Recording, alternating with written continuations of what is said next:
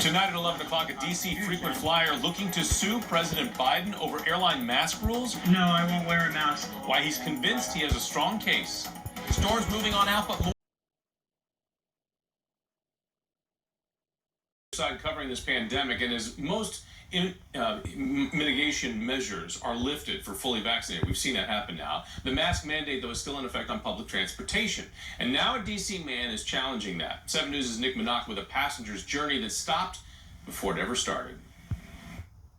No, I won't wear a mask. That's why I have my vaccination card. Where do you need a mask? On Wednesday, a man from Washington, D.C. was refused to pass through TSA in Orlando to board a flight to Fort Lauderdale. Well, you can't go through here without a mask. Well, I refuse to comply with that. No, I can't wear a mask because of my anxiety. Lucas Wall refused to wear a facial covering. The frequent flyer tells 7 News he's now taking the TSA, the CDC, and President Joe Biden to court. One of my arguments will be under the 10th Amendment of the Constitution.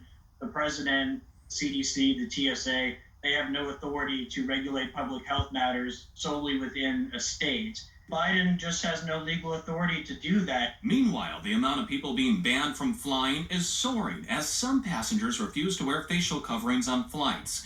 United Airlines told 7 News the company has banned 750 people for not complying with the federal mask requirements. Alaska Airlines has banned 607 people, and Delta Airlines has banned 1,300 people and counting.